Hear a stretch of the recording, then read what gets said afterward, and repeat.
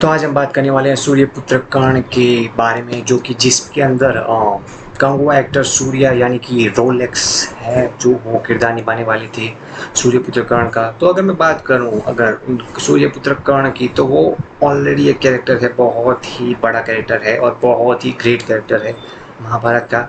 तो उसको लेके बहुत सी सारी चीज़ें चल रही थी कि पहले वरुण धवन को भी लेना है। बहुत सालों पहले, आई थिंक अराउंड 3-4 साल पहले इनका अनाउंसमेंट हुआ था। ये फिल्म बहुत ही पहले की मेकिंग मतलब कि चल रही है, सारी प्लानिंग चल रही है, लेकिन फिर से एक चीज़ हुई है जो कि कैंसलेशन हो गया है, क्योंकि अब सूर्यपुत्र कर्ण की मूवी नहीं बनने वाली, लेकिन पहले बनने वाली थी, डेडिकेटेड मूवी बनने वाली थी सूर्यपुत्र कर्ण पे, जो कि उनके बर्थ से लेकर के, उनके जन्म से लेकर के, उनकी किस तरीके से मृत्यु हुई थी, वो चीज़ें उस मूवी में दिखाने वाले थे। लेकिन बहुत ही अच्छे तरीके से, बहुत ही अच्छा वीएफएक्स और बहुत ही मतलब कि जहाँ पे कर्ण हो वहाँ पे महाभारत ना हो, ऐसा तो हो ही नहीं सकता। तो महाभारत के अभी कुछ सीन्स देखने को मिल सकते थे हमें मूवी के अंदर, और बहुत ही अंदर के अंदर डिटेल हमें देखने को मिल सकती थी। लेकिन ये सब कुछ कैंसिल हो गया, क्योंकि मूवी जो है वो अभी बनना बंद हो गई है, मतलब कि प्रोडक्शन पूरी तरीके से रुक गया है। और प्रोडक्शन कब रुका है? जब इस जो मूवी थी उस पे अराउंड 10 जितने सीआर लग चुके थे,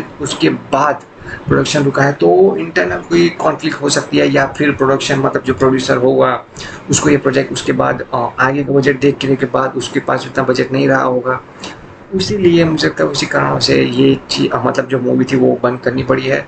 लेकिन मैं बात करूं अगर इनके हीरोज़ को लेकर के, तो पहली बात ये चल रही थी कि वहाँ पे चियान विक्रम, जो कि बहुत ही बड़े तमिलनाडु के स्टार हैं, तमिलनाडु स्टेट के, जो कि आपने PS1 और PS2 में भी देखा होगा, अपरिचित चीज़ें कहते हैं, तो वो रहने वाले थे पहले। लेकिन उसके बाद बदला गया सब कुछ, और उसके बाद वरुण धवन को भी रखने का ट्राई किया था कि वरुण धवन भी होने वाले हैं कर्ण। लेकिन बहुत ही काफ़ी मुशक्क़त के बाद और काफ़ी मेहनत के बाद हमें ये सामने आया कि सूर्या जो कि रोलेक्स है, वो सूर्यपुत्र कर्ण के रोल में निभाने वाले हैं। लेकिन वो निभाने तो वाले थे, लेकिन उसके बाद उनके आने के बाद सारी चीज़ें, आई थिंक बहुत सारी चीज़ें हो चुकी थी, और वो पैन इंडिया मूवी होने वाली थी और ग्रेट लेवल पे शूटिंग होने वाली थी। अगर मैं बात करूँ जो कि ऐसे कैरेक्टर्स होते हैं वहाँ पे, जो सूर्यपुत्र कर्ण है, अर्जुन है, श्री कृष्ण है, वैसी बात करूँ तो अगर हाल ही में जो फिल्म रिलीज हुई थी कल की, तो वो भी, उसमें भी ये सब कैरेक्टर्स दिखाए गए थे, और क्या ब्रिलियंट तरीके से दिखाए गए थे। मतलब कि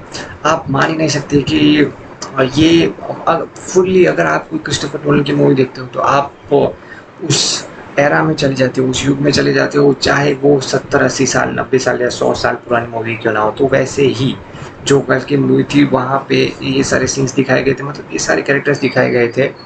तो वहाँ पे जो डायरेक्टर का मैं कहूँगा सैल्यूट, हेड्स ऑफ, क्योंकि उन्होंने इस तरीके का डायरेक्शन किया, इस तरीके के वीएफएक्स यूज़ किए, जिससे हमें यहाँ से लेकर के वो जो एरा था, वो जो युग था, वहाँ पे हम पूरे चले जाते हैं। तो यार इससे बेस्ट डायरेक्शन तो क्या ही होगा।